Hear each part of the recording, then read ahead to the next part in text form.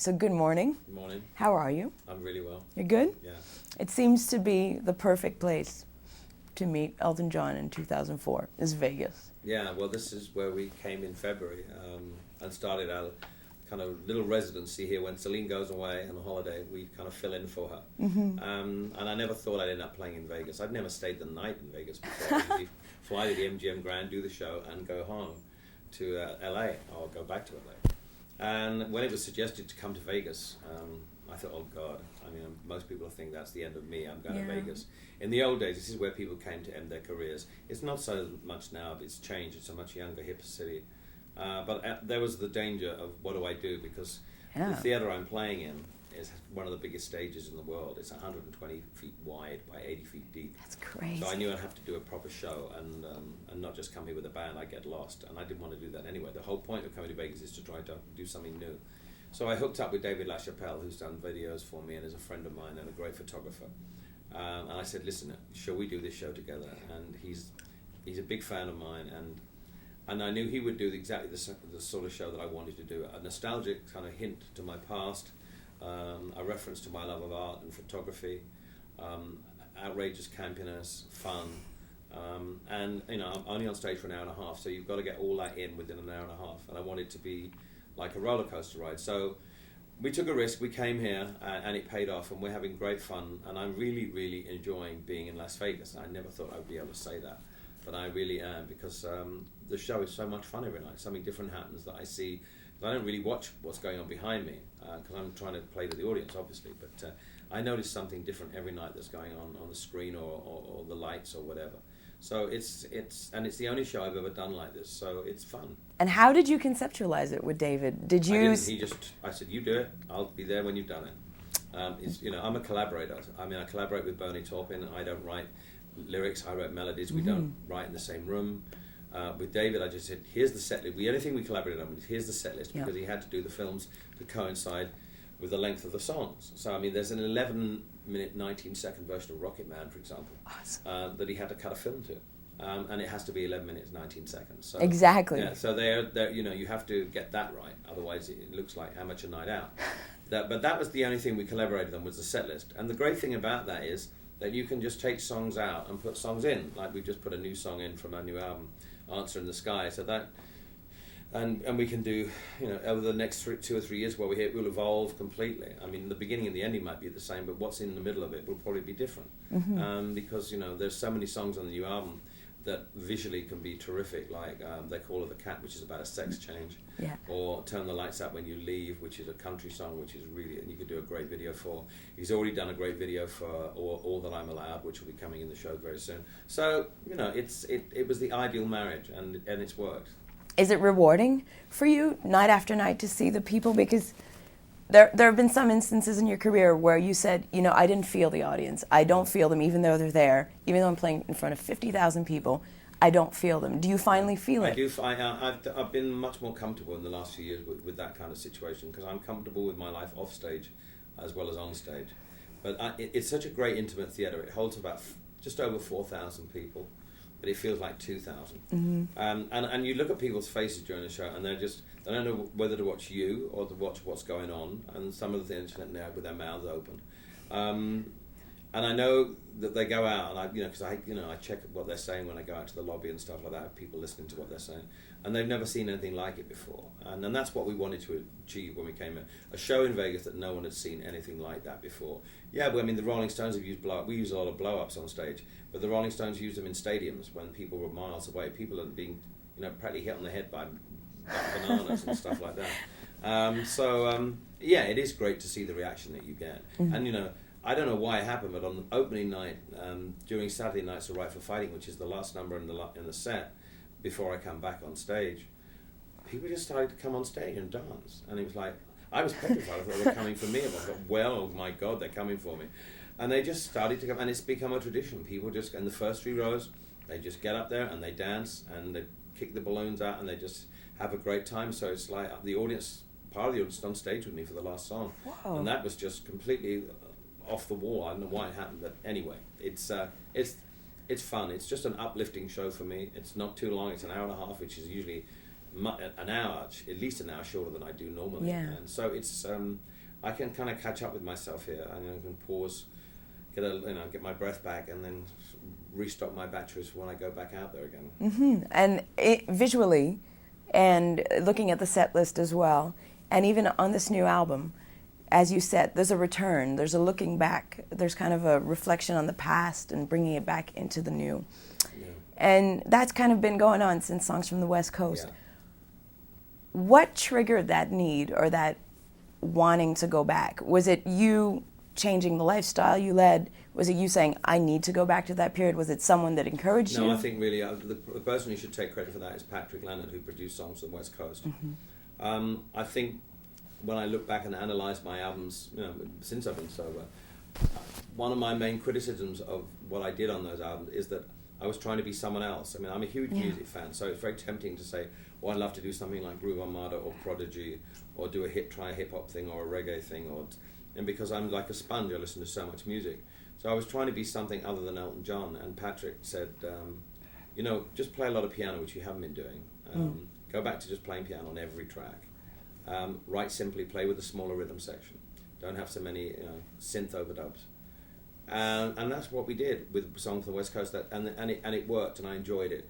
And this album is a natural progression from that album, where I went to Atlanta with my band and made a record that is pretty organic, and we played together like we did on the Honky Chateau album or the Yellow Brick Road album, and it was returned to being honest true to myself, doing what I do best, playing lots of piano, writing songs, and just singing them the best and putting the best arrangement on them that I could, without without overproducing it.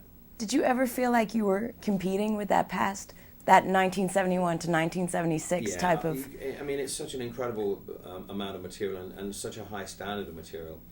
I've been explaining that in interviews that I've been doing. An artist, we had so much momentum then, we had so much innocence, we weren't thinking about what we were doing, we were just having so much fun being successful, meeting people, traveling the world. And we were having to do 2 albums a year in our record contract. We did 17 albums in 5 years. Yeah. Different B-sides, different singles. It wasn't difficult, and that was how the record industry was in those days. I wish it was like that now. And you have that momentum, and then you stop, and you think, well, I've got to get a house now. I've got to do something. I've got to have a private life. And when you lose that momentum, it's never the same again. And every artist has that kind of like 4 or 5 year spurt when they can do no wrong, because they're just working on autopilot and everything's great. And then, you have to balance your life out between your private life, or try and balance it between your private life and your career. I was sensible enough to know that my records weren't going to come in at number 1 all the time, that it would end, because I've been studying music and the record business for so long, I knew it back to front. But what we've achieved with the last 2 albums is, at least I think, a return to form, a return to consistency, and not, the basic songs are there. And I think you're never going to be able to repeat those 5 or 6 years that we had, because it was just glorious. But you can certainly go back and try and think what you did in those days. And what we did was write songs, record them with a band. And it was easy. They were simple. Write them, record them together. Yeah. Put them down on tape. Easy.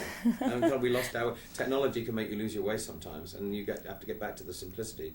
And the idea of playing together, and I think that's helped us in the last 2 albums. Yeah, you were saying something that I was reflecting on, 17 albums in 5 years, writing crazy legendary songs over breakfast, writing whole albums in 2 days. Mm-hmm. Do you have any memories of that period, the creative part of that period, or is it just all one crazy workaholic blur? It's one crazy workaholic blur. But fun. I mean, I have no negative anything. It was just, we had to do albums. We had budgets. We had a budget to do an album. Even when we got to the Yellow Brick Road stage, we had a budget. It was a double album. We'd already been to Jamaica to try and record it, so we lost some of our budget. So we had to record it quickly so we didn't go over budget. And there were good restrictions to have, because it's like the White Stripes made Elephant in one day, I think. Yeah. And it's brilliant. It's absolutely brilliant. And I think the more time you spend on stuff, the more you lose your way, and the more times you try and remix stuff, the more you lose your way. And I've always been a quick writer and a quick recorder, and that's what I've been on the last 2 albums. I mean, I've gone back to doing vocals live instead of comping them. That drove me crazy, doing 5 vocals and then a producer putting them together. I can sing. If I made a mistake, I'll just drop in and do it live. Mm-hmm. So we've kind of got all those kind of things out of the way, all the unnecessary. We're playing to my strengths rather than to my weaknesses, and I'm a good musician. I can play something. I can put down a take, with a band in 2 or 3 takes. We can get it done. Yeah. And it's amazing. It sounds good. Yeah. Is there a parallel to be made between the first song on your album, between the first lyrics of "Weight of the World," and what you're feeling now? Yeah, I mean it's an incredibly intuitive lyric by Mr. Taupin, and I wanted the album to start with that song because it's how I'm feeling, and it's I'm so glad to be see a sunset instead of a line of coke.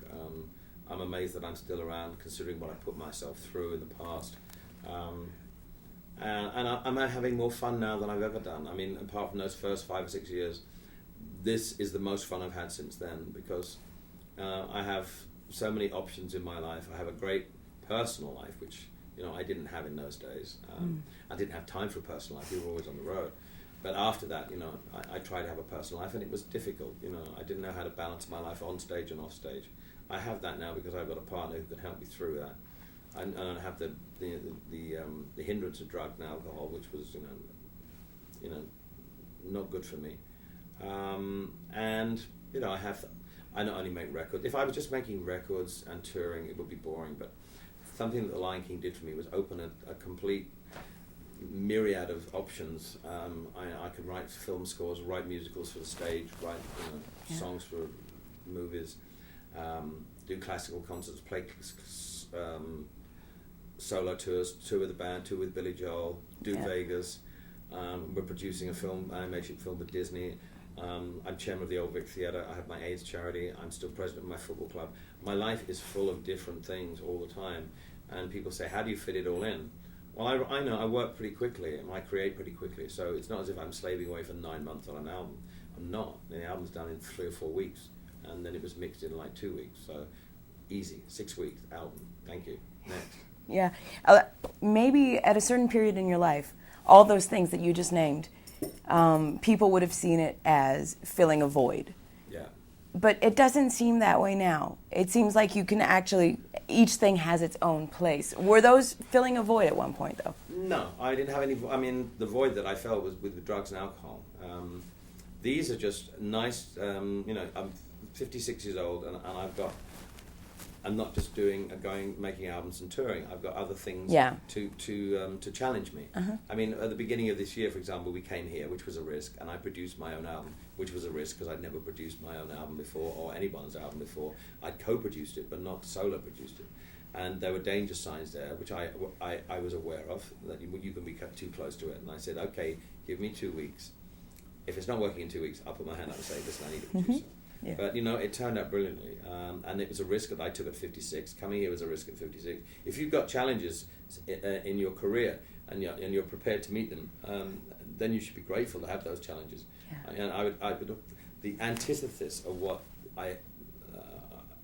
this show is the antithesis in Vegas of what I would have hated to do. It's like come here and play my hits and just in a lounge setting.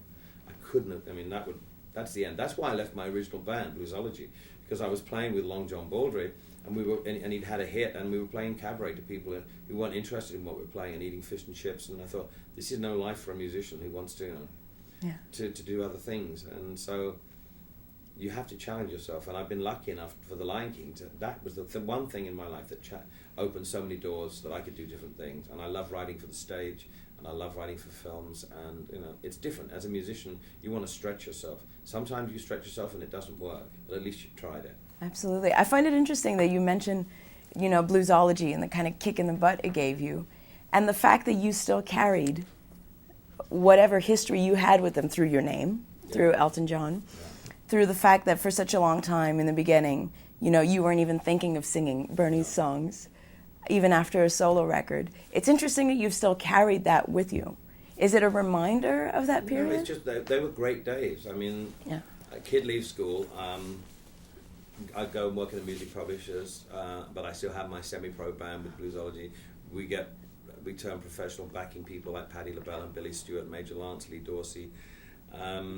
we learn, we're driving up and down, getting paid nothing, but just having the chance to play music and being in a band and playing live was the greatest feeling in the world. We were, and the music that we were playing before that was a big influence. I mean, we were playing blues, we were playing Jimmy Witherspoon music, we were seeking out great music that other people weren't playing, because there were so many bands better than us that were playing James Brown and Wilson Pickett and Mose Allison and stuff like that. So we made it. I made it definitely an aim to go and find things by Jimmy Witherspoon, J.B. Lenoir, people that people hadn't heard of. Otis Spann was a great piano player. So we tended to that stayed with me, because it's I'm always a fan of the obscure. I'm a mainstream artist that loves the obscure. Yeah, and I really find it admirable the way you still support new artists, like more than anyone else of your generation or your age. And a lot of people sometimes would wonder why. Why does he spend so much time promoting whoever? Nelly Furtado. Why does he sing with Eminem? Why? I know all the music that it's in my. I've got an incredible store cupboard or computer of all the everything I've heard from a child up to the present day, and I'm interested in finding new things, like the Killers who live in Las Vegas. I saw them on a TV show in Paris. We got them on Like a House on Fire, and I really loved their record. You have to, I think, help young people. So many people helped me when I was breaking in America. I got a telegram from George Harrison when my album was in the charts, and it meant so much to me. The band came down to see me play in Philadelphia, and I was the biggest band fanatic in the world. I played with Leon Russell on 2 tours. He was my idol, and we were both piano players happening at the same time. He couldn't have been nicer to me. Bob Dylan came to the Fillmore East and said, "Hey, I love that Burn Down the Mission." You have no idea how much that gives you confidence and affirmation that you're doing okay and doing the right thing. And I never forgot that. And people I honestly believe that we're all mortal as songwriters in this world, except for Rufus Wainwright, who is is on another stratosphere. I mean, I really sincerely believe he's the greatest songwriter in the world, bar none. I mean, we are all sitting his feet in honor, and it frustrates the shit out of me that he can't get played on the radio, because he doesn't. He's so great, he doesn't fit into the calculated pack that they play. It's funny because I see so much of you in him. Yeah. I see so much of Elton John in people like Andre 3000. Right. The over-the-topness, right. The costumes, but at the same time the kind of inner isolation, maybe. And the music's so great. And the music too. Do you recognize yourself in people like that? Yeah, absolutely. And when you meet them and you see how great they are, and they're so sweet. And I met Beck at my Oscar party last year, and I'm a huge Beck fan. And I couldn't believe how nice he was, and how just talk to him. And he's one of as I said, I'm a mainstream artist, but unless you have the Becks and the Björks of this world, the music's going to be a really dull place. I'm not that kind of writer. I never will be. But you have to have those other artists. You have to have them pushing the envelopes, pushing the barriers sideways, because otherwise music will, it's too safe now. The radio won't play anything unless it's, it's a certain kind of music they play, and it really frustrates me. I mean, I'm sure Björk doesn't get played on the radio very much. I'm sure Beck will when his new album comes out, but it'll only be on like a certain kind of radio station. Yeah. Oh. It's disappointing because these people are great musicians and they're saying something different. There's also, over the years, in recent years anyway, in film, your music has been used not just as a background track, but as the creator of these, pop culture moments on film, like in the Moulin Rouge when they used your song, or in Almost Famous, the use of Tiny Dancer. How did you feel when you saw those scenes? Baz Luhrmann came all the way to England. I've been a Baz Luhrmann fan ever since Strictly Ballroom, and Romeo and Juliet. And he came to my house in London and said, "Would you mind if we used your song?" I said, "No, I'd be very flattered." He told me that he was making Moulin Rouge and Nicole was going to be in it, and Ewan was going to be in it. And when the film came out, I was touring, so I never got the chance to go and see it when it first came out. And I probably went to see it in the cinema about 3 months after it came out with David went into the King's Road, London, in the afternoon. And I had no idea that it played such a big part in the movie. I was astonished. I mean, I love the movie because, again, here's a man with a brain who's taking movies, he does the best musical in the last 10 years, and then Chicago goes and wins the Oscar. There's no justice in as well. You know, but you know, Moulin Rouge, people either loved it or they hated it. I loved it because it was pushing the envelope, and when I saw my song in the film, I was so flattered. I could not believe it, that it played such a big part, because he never told me, and I knew that Tiny Dancer was going to be a big part because Jeffrey Katzenberg is a friend of mine who worked on the Lion King and runs DreamWorks. Said, "Oh boy," he said, "we've got a film coming out, and you're going to really like this film because they use two of your songs, which they use Mona Lisa's and Mad Hatters and Tiny Dancer." And he says, "Wait till you see Tiny Dancer," and it's very flattering when It's nice to be. I'm not the hippest person to like in the world, but we've written some really great songs. When Axl Rose said, I'd give up anything just to own all the things that Elton and Bernie wrote in the first 4 albums. It's very nice of people to say that, and I know we've written some great stuff, but when you get people you get affirmation later on in your career that you have written good stuff and people are rediscovering it. It really means a lot, because we started off as songwriters.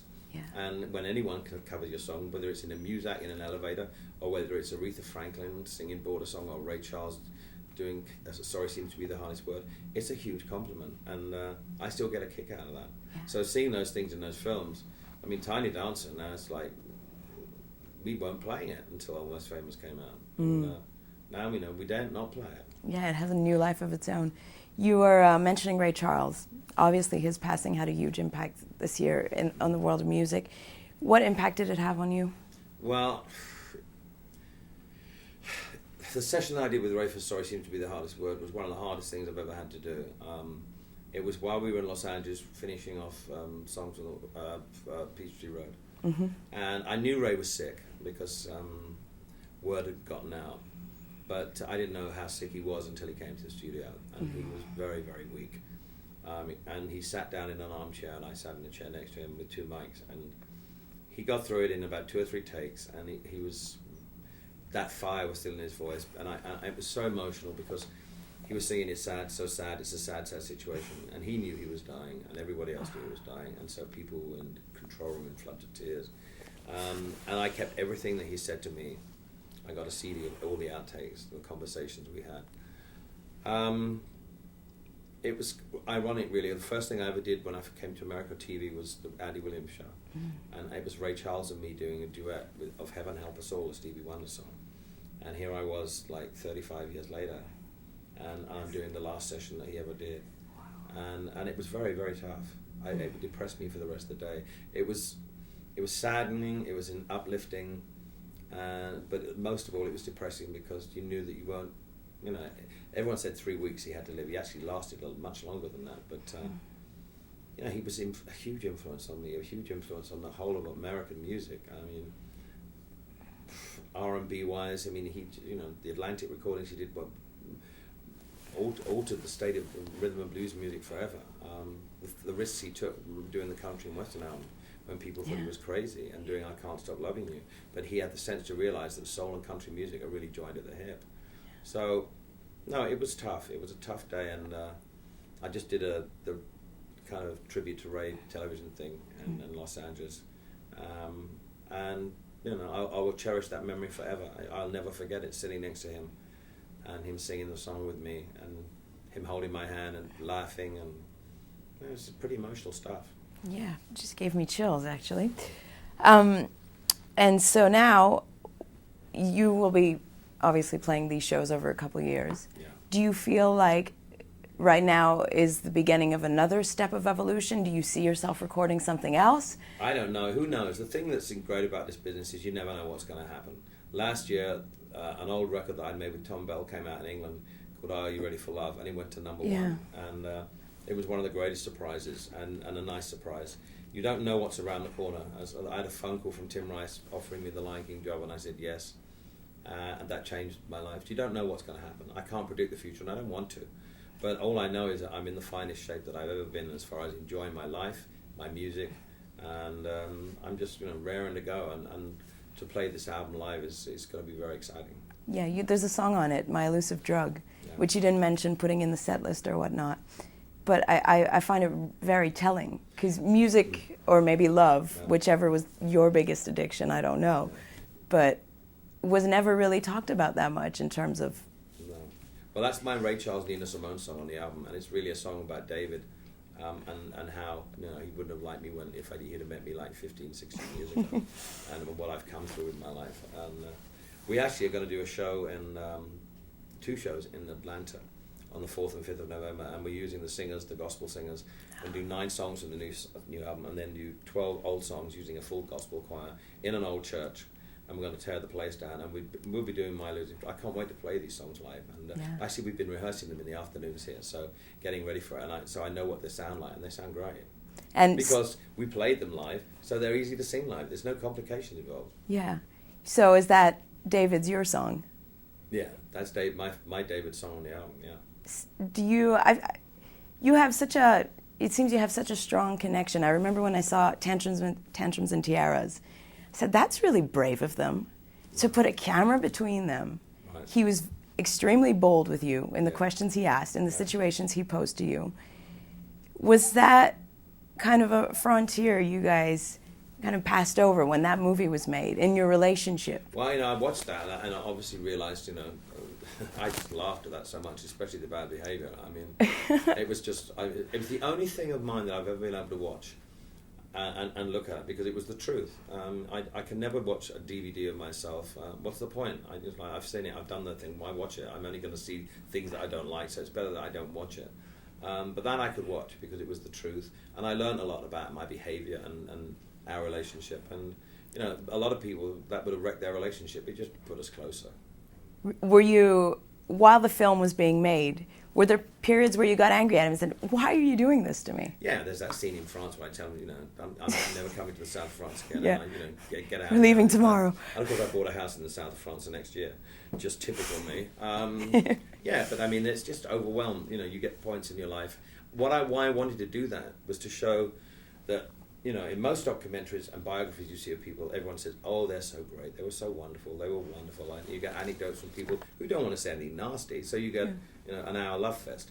Well, every artist who's creative, whether they're a writer, a director, an author, a singer, whatever, a painter, a sculptor, photographer, they all have that monster inside of them. I don't know what it is, but every single one of us does. And I wanted to show that, we can be really nice people, but there are times when we act like monsters because of, the positions we put ourselves in, the way we drive ourselves, the way we become tired, and that, that we aren't all sweetness and light. And I wanted the truth to come out. And, people said, oh, I wouldn't have done that if I were you, but I have no regrets. I'm so proud of that program because, I was fed up with seeing bullshit. Do you feel like there's too much bullshit in the artistic music community these days? There's too much bullshit in the world. I mean, it's just like, I said this thing about Madonna last week, and I regret saying it in a way because she's a friend, and she just happened to be, it was the wrong place, the wrong time in a way. But I don't want to really go into that.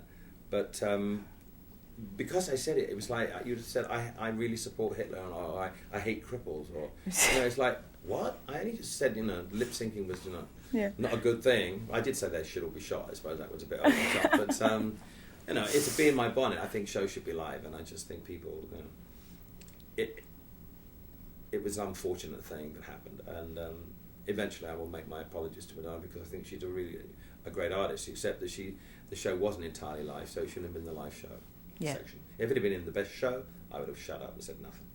But, people are so afraid to keep that. I mean, we live in a culture of fear, and especially in America, where people have been rush out, where we have an orange alert. People go out and buy duct tape and water. It's like sheep go out and buy duct tape and water as if it's going to do them any good, and as if anything's going to happen anyway. It's such bullshit, and people are afraid. I've never known a climate in this country where people have been so afraid to speak up. Because people are genuinely afraid for their careers. Absolutely, especially at this time. But I see a change in some artists. We have no more time, but you're awesome. Thank you very You're much. no bullshit. Thanks very much. Definitely. Thank you very, very much, Elton. It's been a pleasure. Thank you. It's been a pleasure. Thank you.